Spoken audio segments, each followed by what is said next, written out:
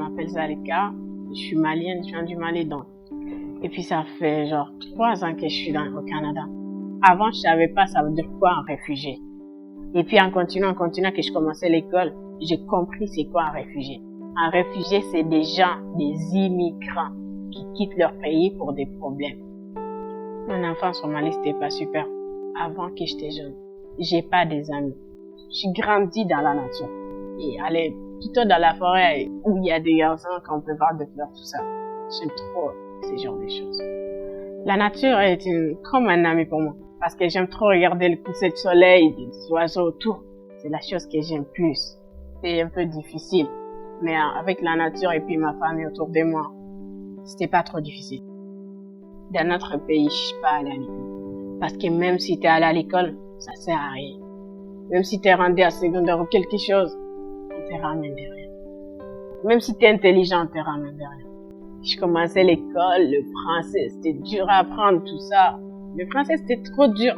Avec mes amis, quand ils me parlent, je comprends rien. Rien du tout. Pour apprendre le français, même le midi, je vais pas faire des efforts. Pour juste apprendre le français. C'était trop dur que j'ai décidé de faire trop d'efforts pour comprendre cette langue.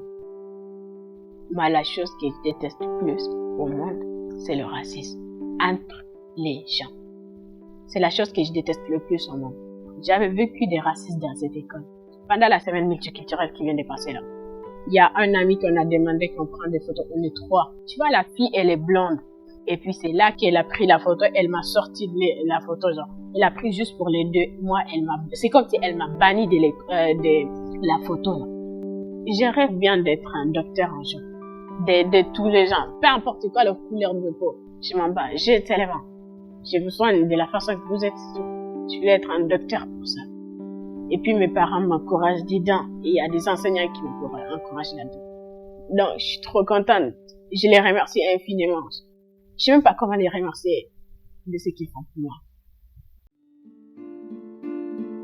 C'est pas vraiment difficile, mais c'est la routine de la vie vraiment que tu vives. Il faut que c'est comme tu recommences au début. Je veux dire, faire attention et venir pas comme moi. Parce que moi, quand je rentrais, il y a beaucoup de déranges. S'il vient te déranger ou quelque chose, laisse-le, puis va d'autre côté. C'est pas juste cette école, l'autre école, c'est la même chose. Quand j'étais à primaire, il n'y a rien, tout est facile, me venir. Mais quand je commence le secondaire, on commençait à me déranger beaucoup. Ils sont me frapper, ils sont dire les mauvais mots à mes parents. Ils m'appelaient Dora, puis il y a quelqu'un qui m'appelait tu es malade, puis beaucoup de choses. Ma mère a décidé de venir au Canada pour vivre ici. Dans le temps de divorce, elle a trouvé des difficultés pour qu'on vienne avec elle au Canada. Ma mère, elle habitait là à 2016, 2015, quelque chose comme ça. Puis on a grandi plus avec mon père. Dans ce cas-là, puisque mon père est tombé malade, il ne peut pas prendre en soin avec nous deux. Il est tombé malade, puis il a fait deux AVC. Donc, ma mère, elle a retourné à Tunisie. On a pris la décision, moi et mon frère, pour qu'on vive ici. C'est plus facile, vraiment. Après, on est venu là pour on prendre le français et l'anglais, puis on travaillait, parce que c'est pas la même école Tunisie et là. Puisqu'il est un migrant, les élèves, ils se moquent de lui. Puis quand il me dit ça, genre, je trouve ça vraiment... c'est pas de sens, en fait. Moi aussi, j'ai eu de l'intimidation un petit peu, mais pas comme la façon de mon frère. Mais bonjour, je m'appelle Andrea, je viens du Mexique et j'ai 17 ans. We moved here because in Mexico there's not a lot of security. It's really dangerous to live there. People that were close to us, to my family, got murdered with no connection to like criminalism. So that's when my mom said, you know what, I don't want to live here anymore. Let's leave right now. At first, I didn't really want to come here because I'm like really close to my friends, and that was like the hardest thing to leave back there. I didn't feel free because I couldn't do whatever I wanted without having that like fear of not knowing if I'm gonna be alright or not. I felt like trapped. Well, I've been here for almost a year now, like 9 months. I really miss my friends and the food. Yes, I really miss the food from Mexico. Mexico has a really rich culture. We like to like hang out together, like friends, family.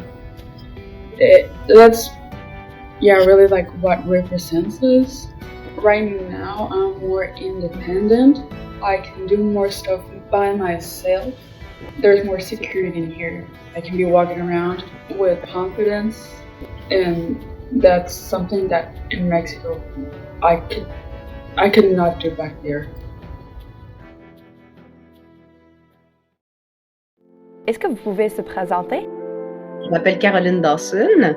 Je suis autrice, donc j'écris et je suis également professeure de sociologie au Cégep Édouard-Montpetit.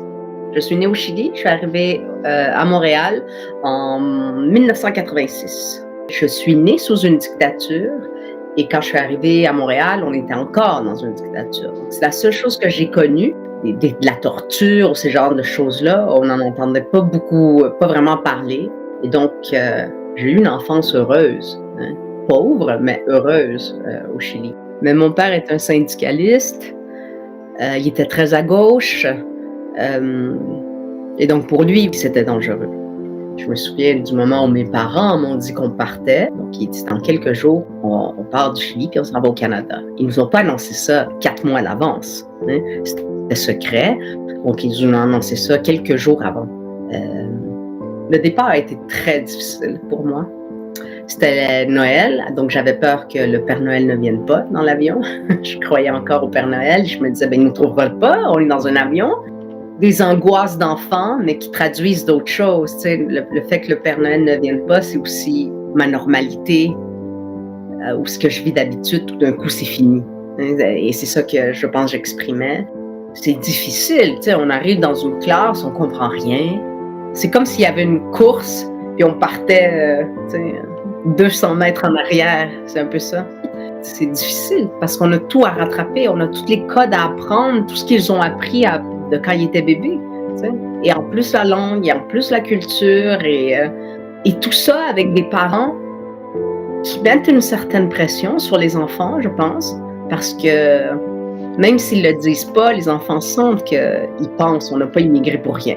Je pense que tous les immigrants ou les enfants d'immigrants ont des parents qui ont un peu le cœur brisé, hein, parce qu'ils ont laissé la grand-mère, ils ont laissé la tante, ils ont laissé leurs amis, ils ont laissé une vie qu'ils aimaient aussi.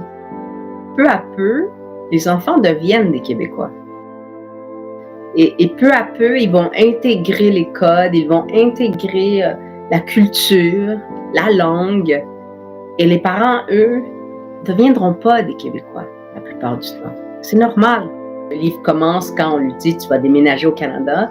Dans ce livre-là, ce que j'ai voulu raconter, c'est la vie de tous les jours d'une personne immigrante qui va changer, qui va devenir peu à peu québécoise, qui va changer de classe sociale aussi, parce que ses parents vont avoir des emplois meilleurs à chaque fois. C'est long, mais ça arrive, tu sais. Et donc, essayer de réconcilier comment on fait pour être québécois sans laisser tomber les gens qu'on aime. Ouais, je dirais que c'est à peu près ça.